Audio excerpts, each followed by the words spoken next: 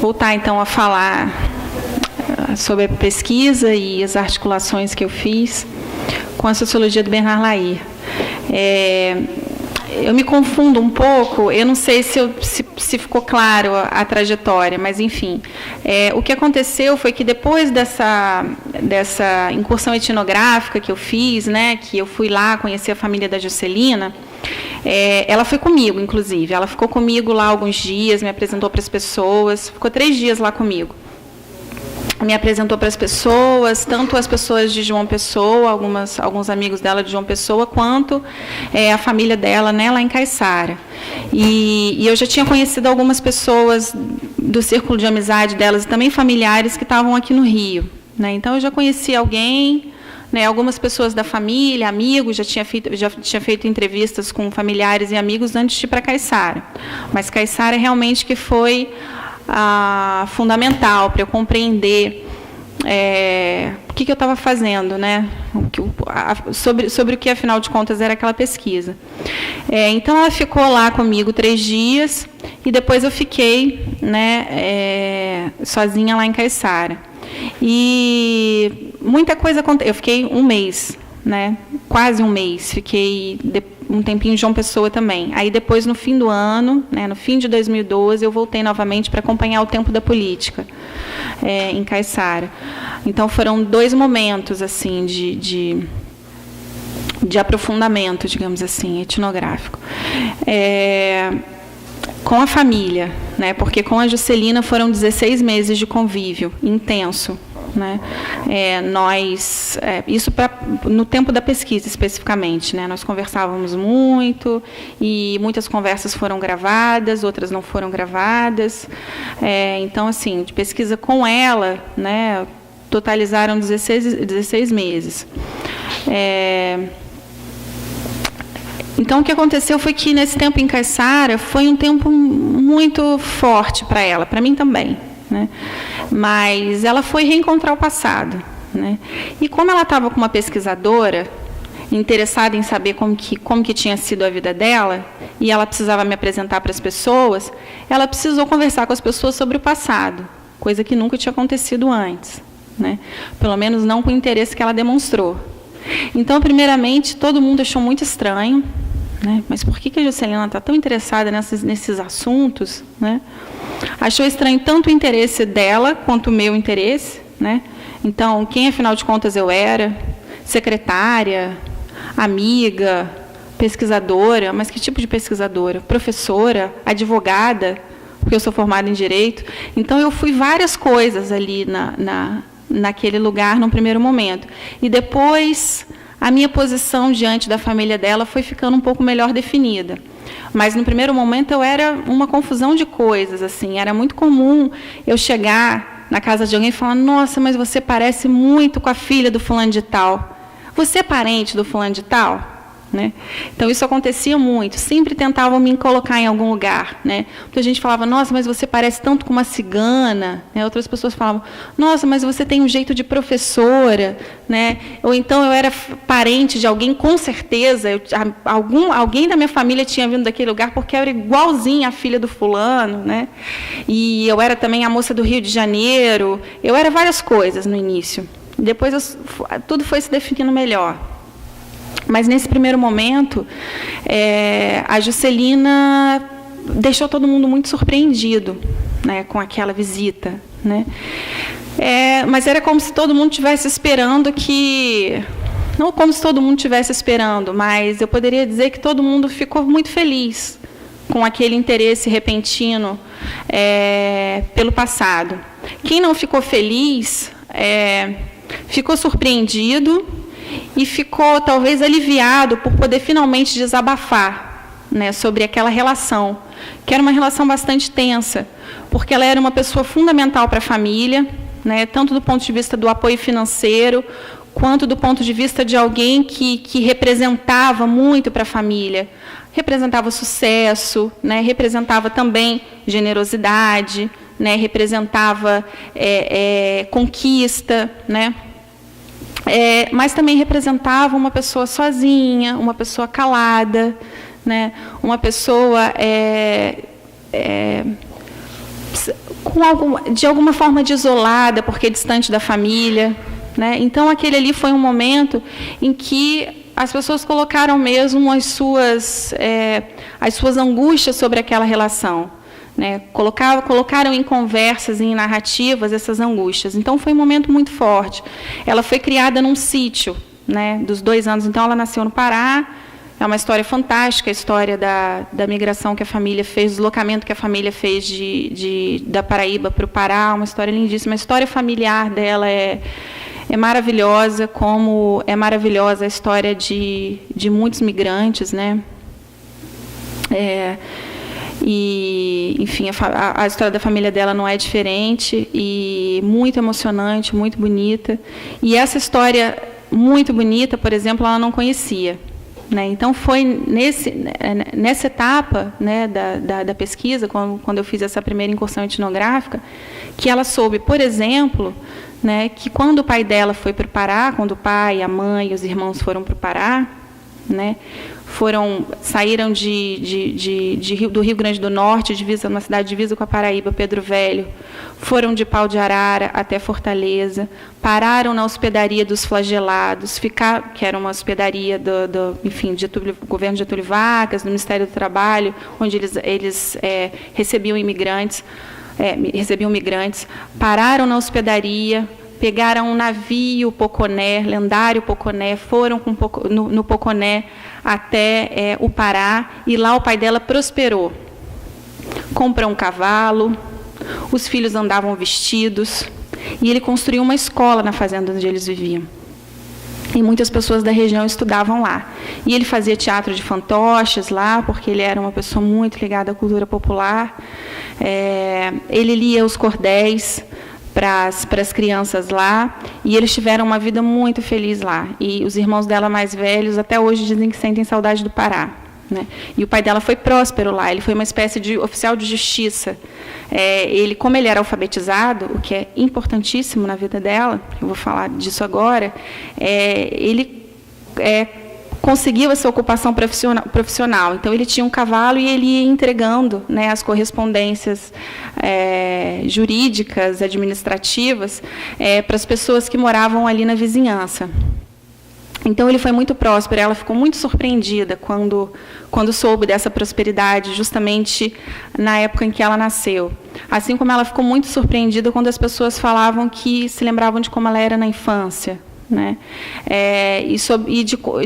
E de como as pessoas concordavam quando ela dizia que era a filha predileta do pai dela, que foi absolutamente estruturante para a vida dela, né? Ela se sentir a filha predileta do pai. Além disso, teve também o falecimento de uma afilhada dela, de quem ela gostava muito, justamente no período em que ela já tinha ido embora, mas no período em que eu estava lá. E, além disso, tinha alguma insatisfação com os rumos que a carreira dela estava tomando na Coca-Cola. Ela achava que, a partir dali, não havia mais muito para onde ela crescer, não só do ponto de vista profissional, mas também pessoal, porque, de fato, isso é importante para ela, principalmente a partir dos 45 anos, essa questão do crescimento profissional, o que eu posso ser, o que a corporação me dá para eu me tornar uma pessoa mais interessante, isso também era bastante importante para ela. Então, por causa de vários elementos, né, mas também por causa de elementos que tinham relação com a pesquisa, porque, afinal de contas, as pessoas conversavam com ela, as pessoas da família conversaram sobre tantos assuntos importantes com ela, porque nós estávamos lá para fazer a pesquisa. Ela viveu, nesses dias, um processo de reflexão muito profundo. E, o que aconteceu foi que, por causa de todos esses elementos que eu falei, ela já estava com a idade próxima à aposentadoria, e, como eu falei antes, ela sempre teve essa tensão com o passado, né? Isso sempre existiu na vida dela. A ideia de voltar, de fazer o retorno, tanto do ponto de vista físico, voltar para lá, voltar a morar lá, quanto metafórico, né? Eu quero compreender, né? Fazer a Odisseia da Reapropriação, né? Que é o título que o Pierre Bourdieu dá enfim, há um texto sobre um poeta argelino que, depois de conhecer a poesia francesa, a literatura francesa e se encantar muito com a cultura, né, com C maiúsculo, a cultura dominante, ele faz o retorno, se reapropria da cultura paterna e passa a estudar a poesia kabila, né? E consegue compreender, né, essa forma específica de dominação simbólica, que é a vergonha de si. Né? Então, essa reapropriação, né, esse retorno, essa reapropriação da própria história, né, esse retorno para lá, ela já pensou muitas vezes em fazer. Né? Então, depois que eu voltei dessa primeira etapa etnográfica, ela disse que precisava conversar comigo, e ela falou, olha, eu pedi demissão da Coca-Cola, entrei com o meu pedido de aposentadoria, coloquei meu apartamento no Rio de Janeiro à venda. Ela tinha comprado esse apartamento, tinha mais ou menos 7 meses, porque quando eu a conheci ela estava em São Paulo, e aí vendeu o apartamento em São Paulo e foi para o Rio. E eu estou voltando para Paraíba, eu vou morar em João Pessoa. E aí aquilo foi um susto, né, para mim, e a princípio eu pensava em fazer uma etnografia na Coca-Cola, né, justamente seguindo uma coisa mais lairiana. Então agora eu vou estudar a vida profissional dela, vou compreender como é o contexto, vou compreender como acontecem as interações, como é que as pessoas a veem, como é que ela vê a si mesma naquele ambiente. Então ia tentar fazer essa etapa mais interacionista, né, e etnográfica ali naquele ambiente que era um ambiente profissional, e aí eu tive que mudar tudo e falei, então agora eu vou acompanhar uma crise existencial.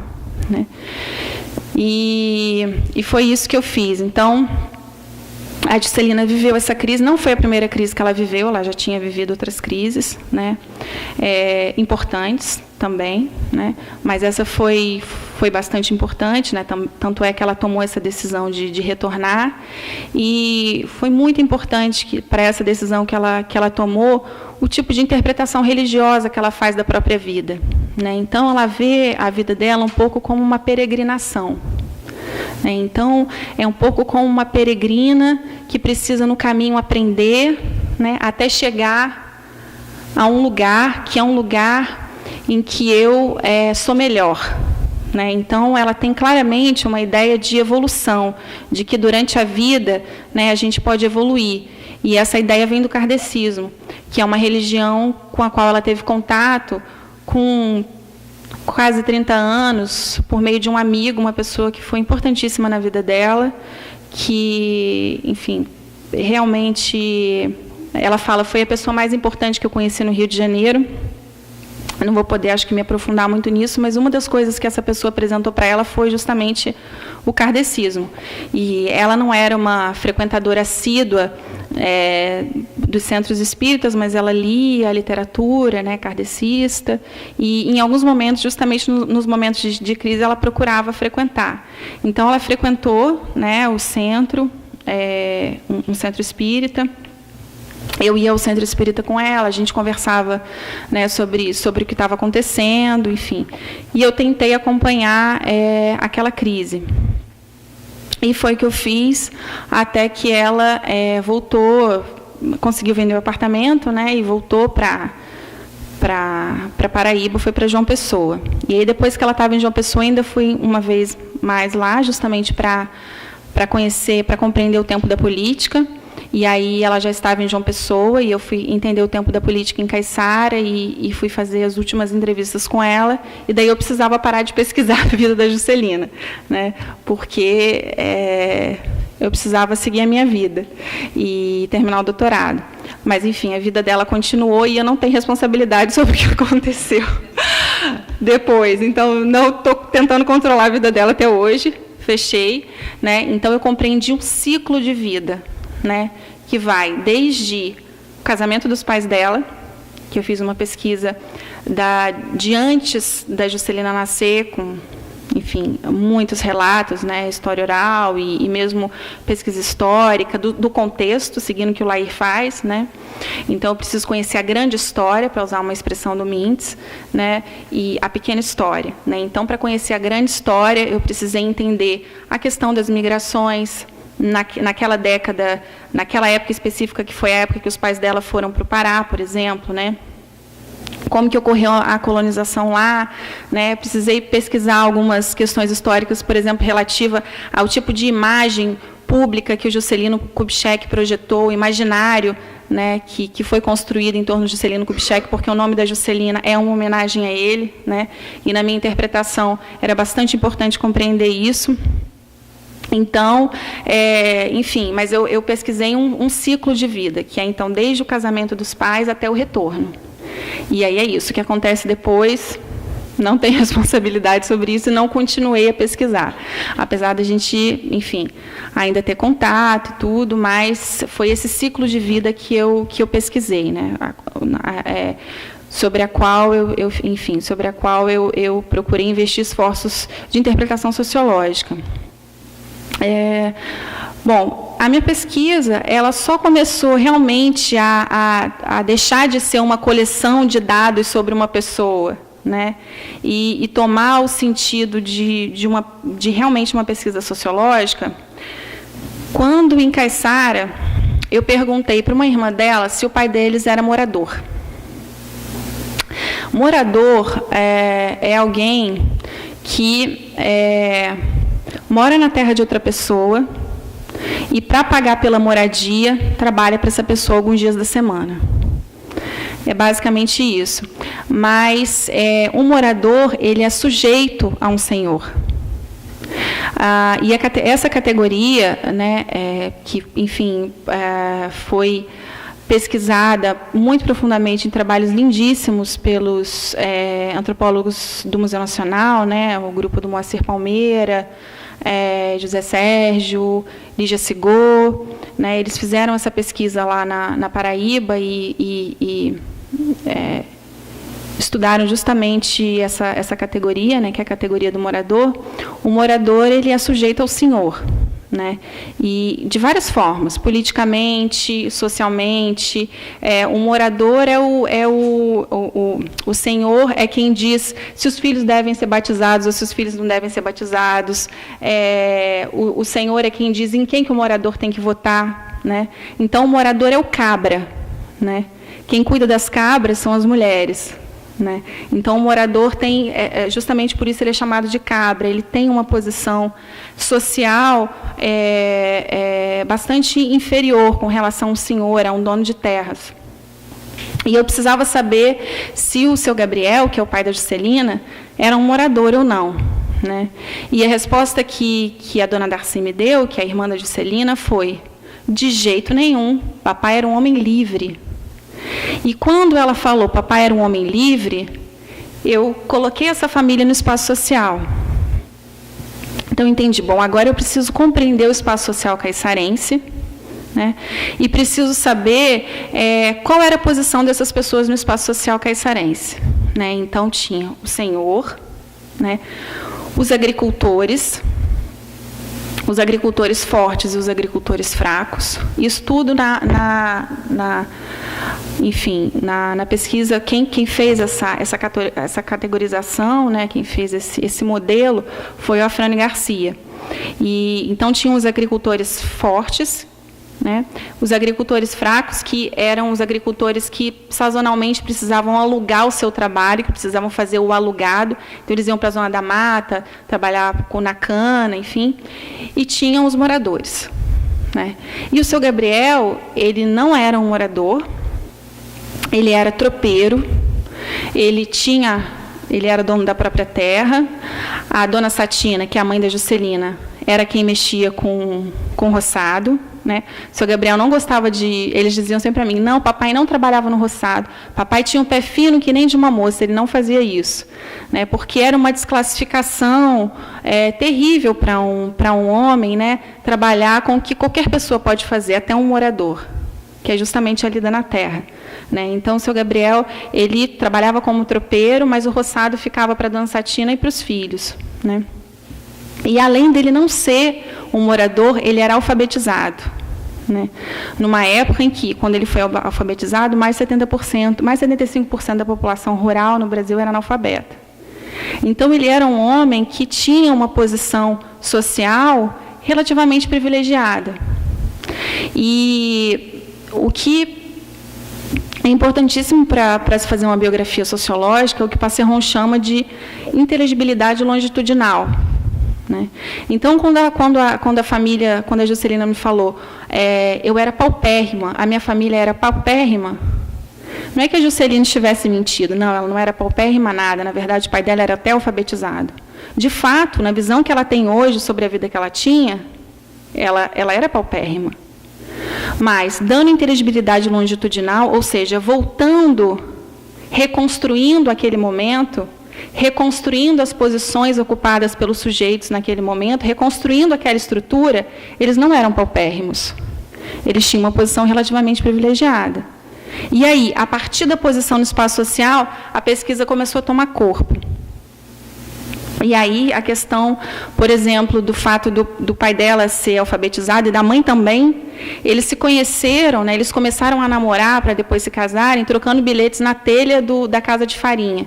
Então, eles eram vizinhos ali, moravam em casas próximas, ali na região de Caiçara, e daí tinha uma casa de farinha que intermediava as duas casas, né, os dois lugares onde eles moravam, e eles trocavam bilhetes na telha da casa de farinha. Então, justamente, eles se conheceram pela via do bilhete, né, da escrita. Isso é muito importante. Né? Eu fiz entrevistas com uma tia da Juscelina, que foi professora, conseguiu se formar professora, foi professora primária, conseguiu se formar professora na década de 30. E ela tinha a prática da escrita.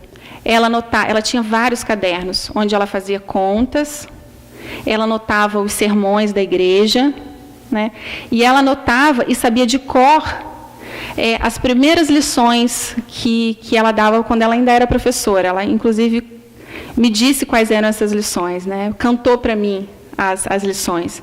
E ela fazia versos, né, os versinhos, né, muito próximos da literatura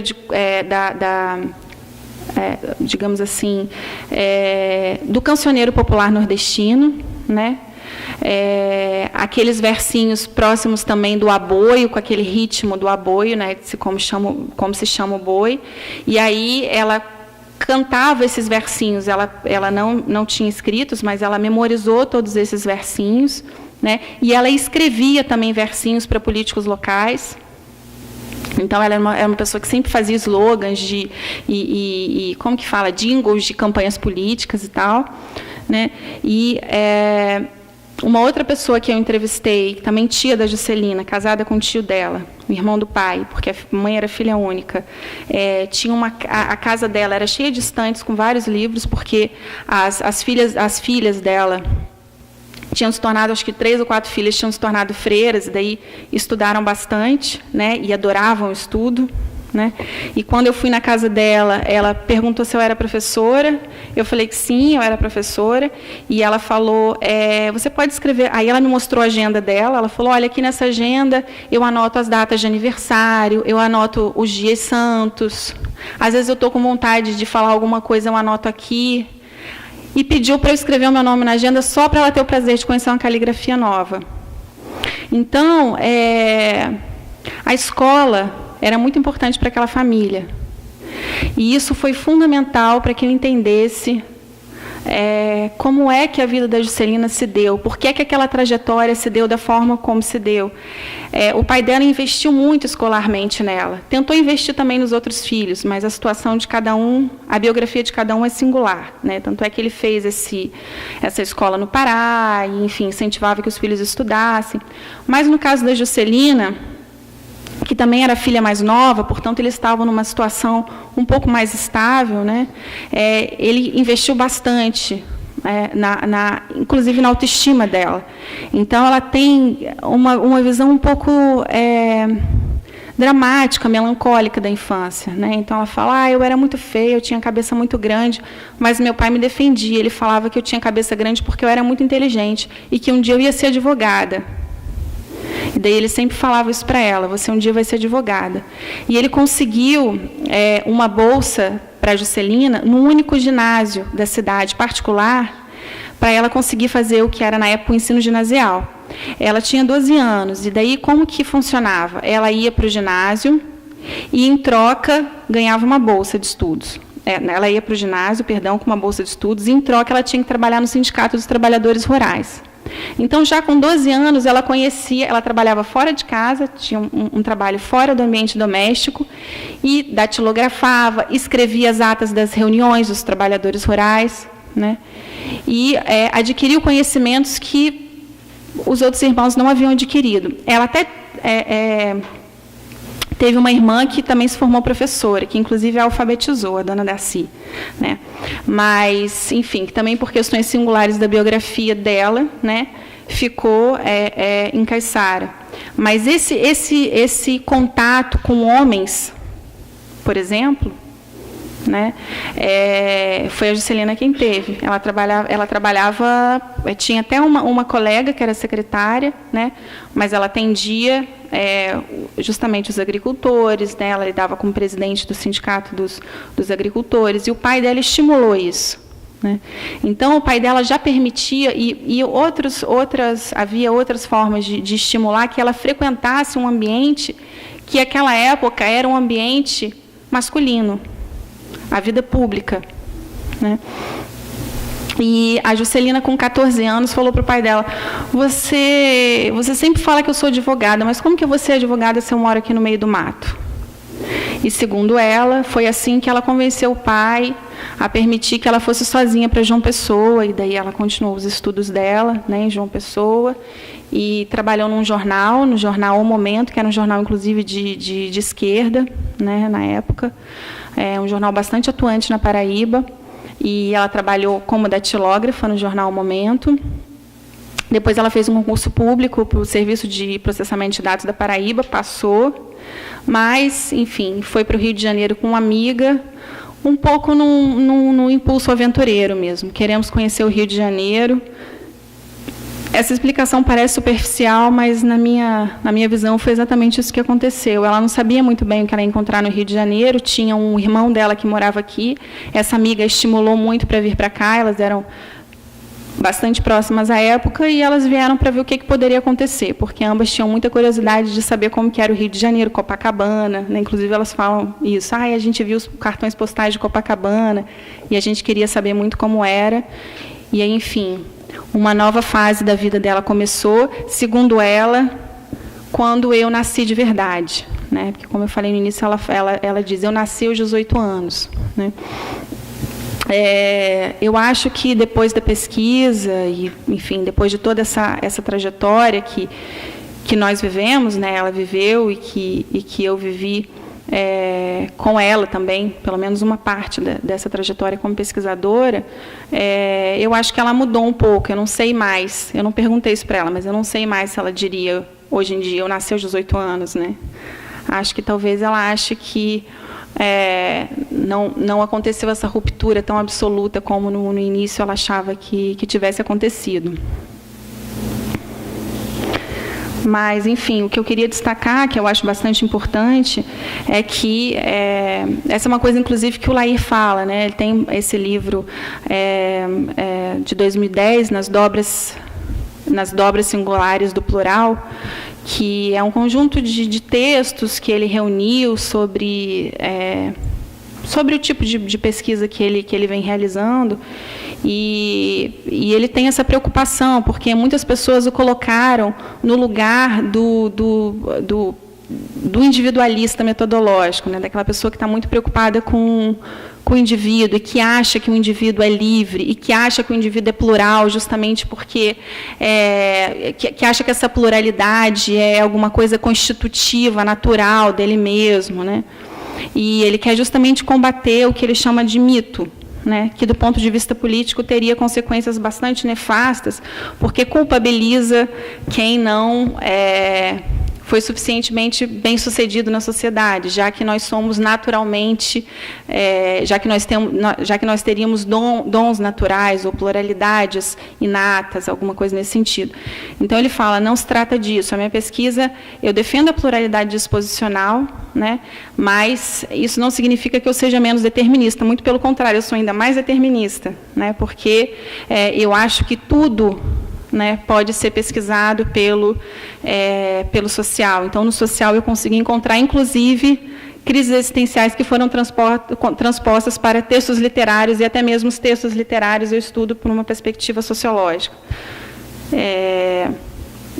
Então, ele procura sempre marcar essa posição, né, que é uma posição bastante, enfim, fortemente durkheimiana mesmo, de que eu estou estudando as determinações sociais, apesar de, um pouco antes, no início da carreira dele, ele também ter querido deixar claro que ele não era um durkheimiano clássico, porque ele queria afirmar, então, a importância de estudar sociologicamente um indivíduo, né, mas, segundo ele, houve um pouco uma confusão, e daí as pessoas passaram a achar, né, que ele estava retirando, né, a sociedade, né, e ele fala, não, é justamente o contrário, tanto é que nas minhas pesquisas, antes de tudo, eu coloco o social, antes de tudo, eu procuro compreender a posição que o indivíduo ocupa no espaço social, né, então, acho que ele diria que seria importante que isso ficasse claro para que não houvesse uma interpretação, enfim, equivocada, né, dessa ideia dessa negação de que existe uma matriz geradora de disposições, né, e da colocação, enfim, da pluralidade disposicional, porque essa pluralidade disposicional ela é sempre construída nas relações sociais, né, nos contextos sociais, né? Então, a teoria ela é disposicionalista e contextualista.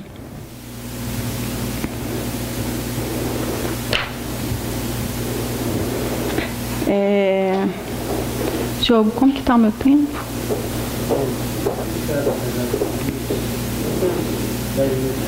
Uhum. 5 minutos? Tá. Deixa eu ver o que eu vou escolher falar.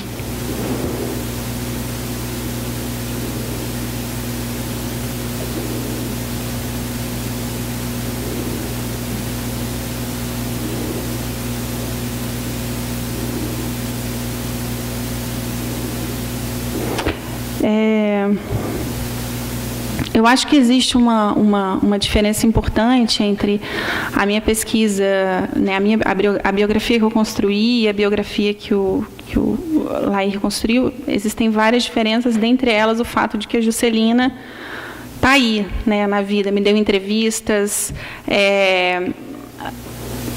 tinha todas as condições de avaliar o que eu estava escrevendo, concordar ou discordar de todas as coisas, apesar de, por incrível que pareça, ela nunca pediu que eu mudasse uma vírgula em nada que eu escrevi, ela leu todos os textos e ela nunca pediu para editar absolutamente nada, o que é bastante improvável, eu diria, mas foi o que aconteceu, né?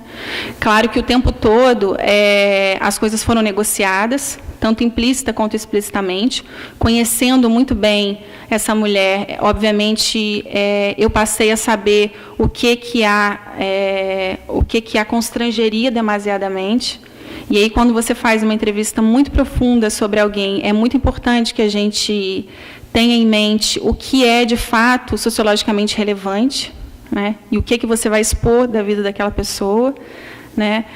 Eu acho que isso, inclusive, é mais importante, nós estávamos falando agora há pouco sobre isso, Fred, do que aquela coisa contratualista, né, de você entregar um documento e falar, assina aqui, que você está ciente de que o que eu estou fazendo aqui é uma pesquisa e de todas as consequências que pode ser publicado, que pode ser, enfim.